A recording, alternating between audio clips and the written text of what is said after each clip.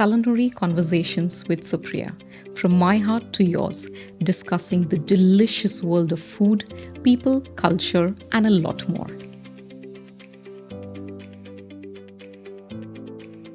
Thank you for the love and support for our first 2 episodes, and welcome back to yet another mouth-watering episode with Culinary Conversations with Supriya.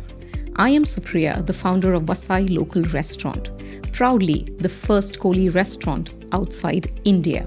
Before you devour into our cheesy conversation today, may we request for your support in liking, sharing, and subscribing to our podcast. You can enjoy them on platforms like Apple and Spotify. If you enjoy indulging both your ears and your eyes, you may also watch the episodes on YouTube. And for those who like to stay connected on social media, we are also available on Instagram and Facebook. Your support means the world to me. Our podcast is currently independent and homegrown, just like my baby, Vasai Local Restaurant, Dubai.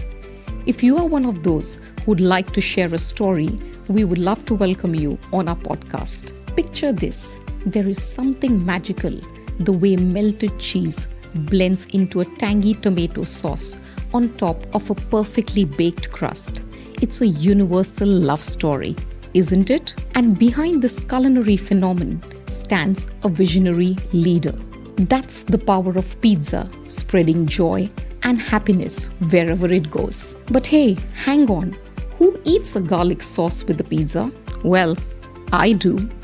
Imagine your leftover pizza crust that you dip into that garlicky, buttery dip. My mouth's watering already. Did I tickle your taste buds too? Imagine a person as rich in character as the pizzas they create, a heart as soft as their dough, and a mind as sharp as a chef's knife. Don't be fooled by his grey hair. He can outpace any Gen Z with his commitment to a healthy lifestyle. His signature mustache is as iconic as his garlic sauce that accompanies in his pizzas. Are you still wondering who's on the menu for today's culinary chat? Hold on, I'm not done as yet. This is an introduction to a culinary veteran with over close to 40 years of wealth of experience. His journey from employee to owner in his own company is a true testament to the power of dedication and hard work. He holds a BSc in mathematics and a business diploma. He has been on the prestigious list like Caterer Middle East Power 50 thrice and has won numerous awards in the F&B industry. He also serves as a treasurer and an executive board member at the UAE Restaurant Group, a not-for-profit entity supported by the government dedicated in making UAE a culinary hub. And last but far off from the list, what we all know him for. He is the CEO of the PJP Investments Group, which is Papa John's in UAE, Saudi Arabia, and Jordan. Ladies and gentlemen, pizza lover of all ages, get ready to indulge in a slice of inspiration as we introduce you to a titan of pizza world and the food and beverage industry, Mr. Tapan Vaidya. Tapan Sir, welcome to my show. Thank you for having me, and thank you for all your kind words. Thank you, sir.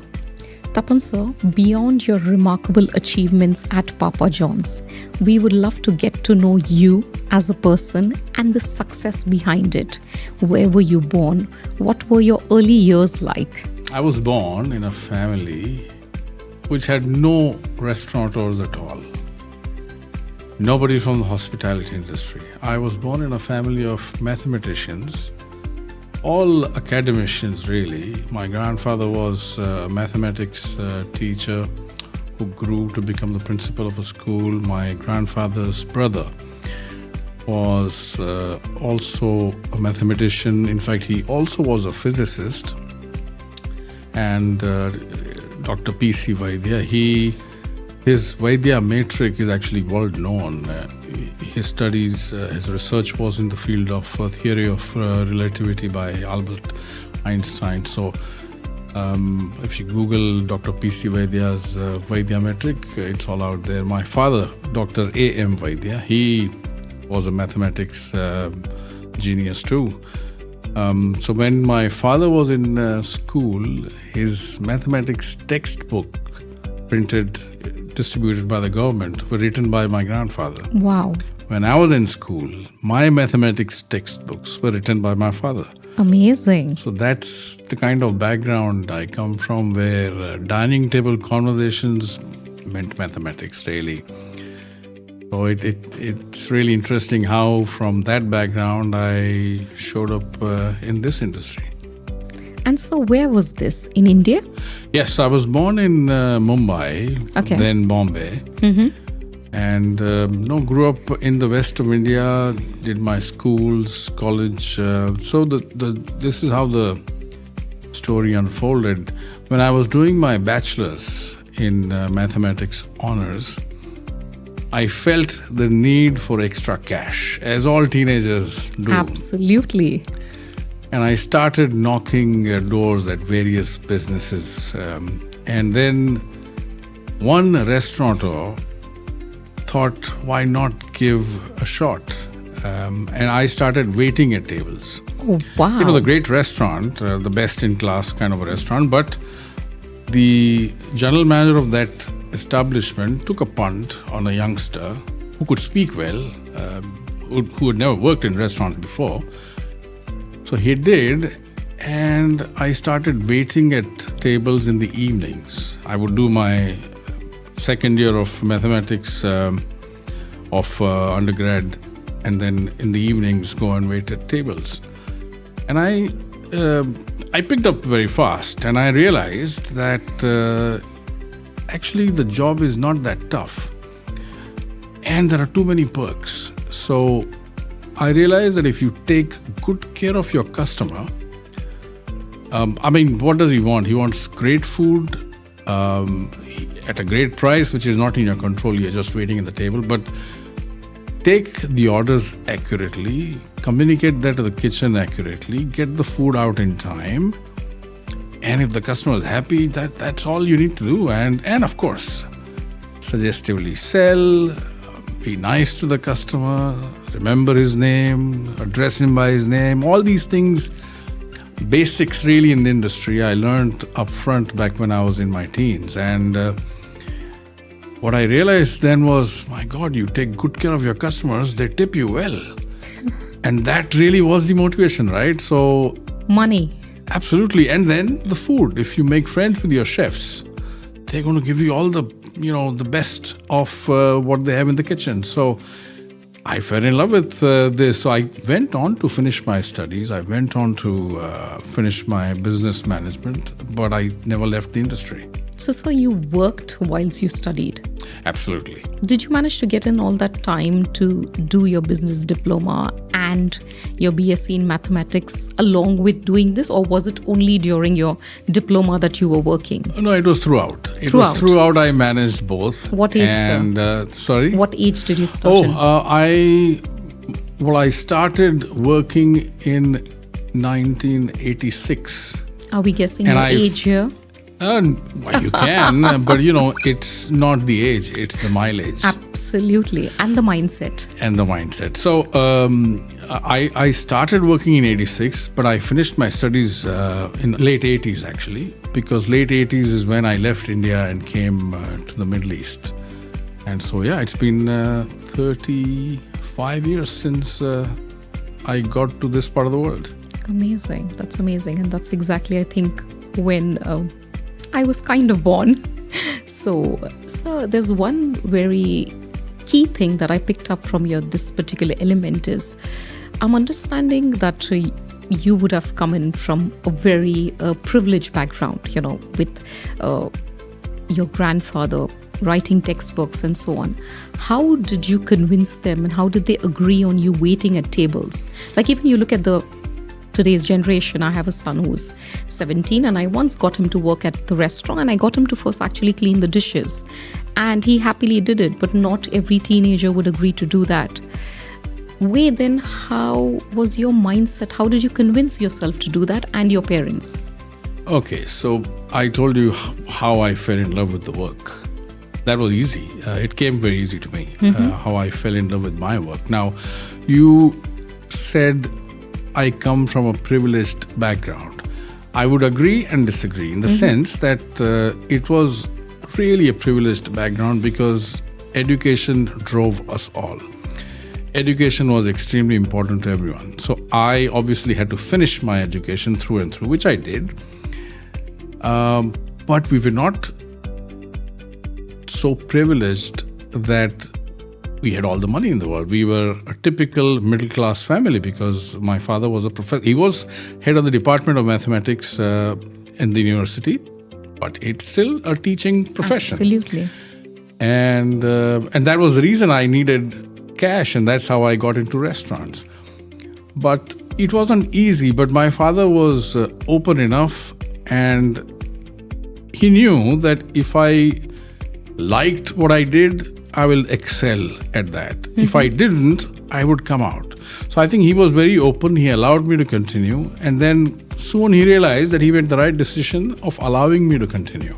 Amazing. And I did. And I have pretty much never stopped since. I have consistently done well and grown. Yes, with failures, with mistakes. But that's what maketh a man. Absolutely. And so how many years did you wait at tables? Waiting at tables was about a year before the general manager who I mentioned, who realized my worth, so to speak, and immediately promoted me as a captain in that restaurant. So as a captain, I still had to wait at tables, help those who were waiting, but at least I had a suit on, so to speak, within a year. Yeah. This kind of resonates with me, sir, because when I got out of college, so I wanted to work as well when I was in college. Same thing. You wanted to add on support to your family, indirectly not asking for pocket money. But my dad's like, no, you need to finish your education. And the moment I finished my exams, I went on to look for a job. I got a job in the travel industry, and I actually started off filling in visa forms, and where they realized my potential and moved me to the front counter with a lot of training in handling clients. And I feel your excitement of wearing the suit is because where then in Bombay used to have uniforms, and I got my uniform as a travel agent, and I was super excited. So I totally resonate with you there. Yes, but the question is really valid because the contrast in what I was doing and what my family was used to was completely different. I mean, my father was a Fulbright scholar who won that scholarship to go to the US. He did his PhD in mathematics in the United States. Wow. And then he came back. And then for him to see his son wait at tables must have been, a jolt of large degree. But he persevered. I did. And it's worked out very well. Great. That's amazing, sir. Thank you for letting us know that. Tapan, sir, your journey from an employee to being the owner of your own company is truly inspiring. How did this happen, and when did you decide that you want to acquire your own company? And what are your experiences that you would like to share with us? And what is the secret ingredient of what Papa John's is today? That's a very loaded question. Let me try and attempt each. And also, while I will talk about what you asked, I will try and maybe correct some understandings. Yes, please. So, as I said, I started in India, waiting at tables and then getting promoted. And then I joined Taj, was my last Taj, the Apollo Bandha property. That's where I worked last before coming here to the Middle East. But my restaurant's journey really started with Pizza Hut in early 90s. When I quickly realized, till then I was with hotels, so restaurants inside hotels. Okay. Once I was in the QSR segment, Pizza Hut, I quickly realized that this is where I probably belong more than in a 5-star F&B environment, simply because in hotels, if you are running a restaurant, you are basically running the front of the house more than anything else. Something goes wrong in terms of cleanliness in the restaurant, you call housekeeping, they come and they fix it.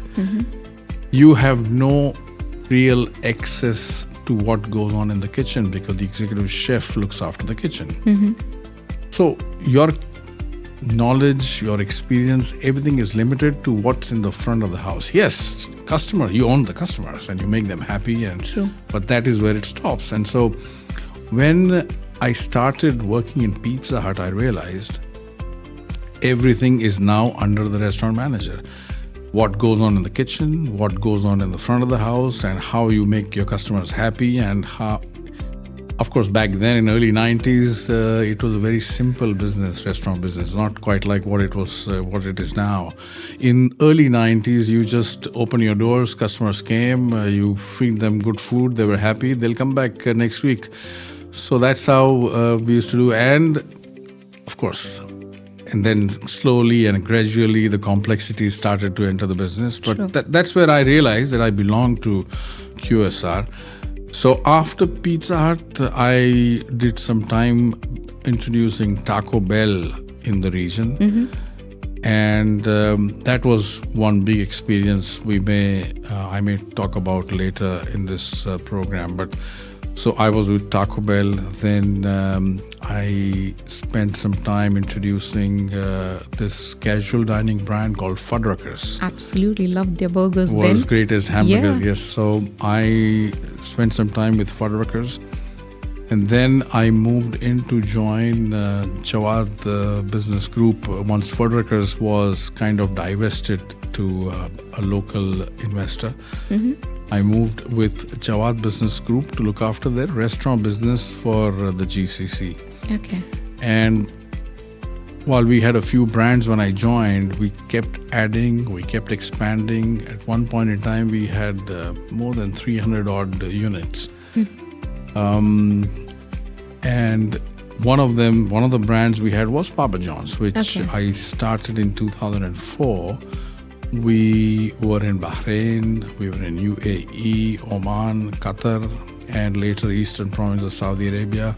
And the business was doing well, growing. Unfortunately, my employers had issues, financial issues with the other side of their business, namely fashion retail, and they had to essentially divest some of the healthier businesses.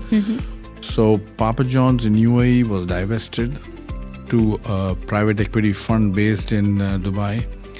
At that point in time, I said, now is the time to move on. I had already spent 18 years with Jawad Business Group. I moved on to join the private equity fund with my equity cash investment and became the CEO. So while the private equity fund owns the business, I have my equity in the fund, and so do many of the executives who work with me.